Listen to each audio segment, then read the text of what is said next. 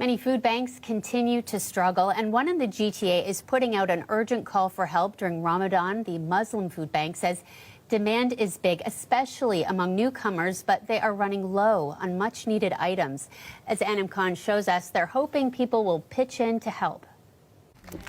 This food bank in North York caters to the dietary needs of Muslims, with halal and vegan food options like meat and pasta. This year, organizers are seeing a massive spike in need, and they're worried they won't be able to keep up. There's a shortage of halal food across the country because the demand is huge. In the last few years, it's really doubled or tripled the demand due to high inflation. Azim Daya says this location feeds over 500 people a month. Last year, it was around 200, less than half.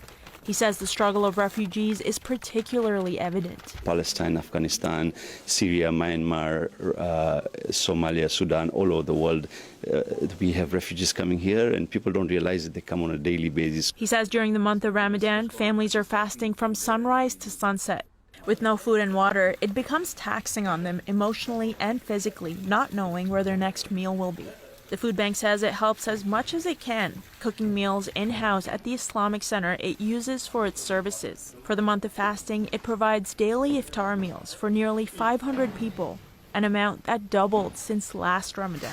For people like Bibi Khan, it's a lifeline. She says she suffered a stroke years ago and has 3 adult children who are sick. My kids, one is a cancer one, he is 42, he's in bed.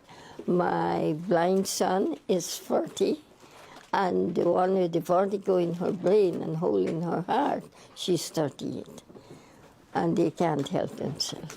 This food bank is very helpful to me. Today, the team prepared distribution packages to hand out next week, filled with non-perishable food items for families in need, enough to last a month. Essentially, it's literally what I feel is the least I can do in my life to sort of give back. I try to acknowledge the fact that God has blessed me with the minimal that I would need. For example, a roof over my head, a job. So I have a lot to be thankful for. The Muslim Food Bank says donations will really go the extra mile during the month of fasting to keep up with the demand. Anam Khan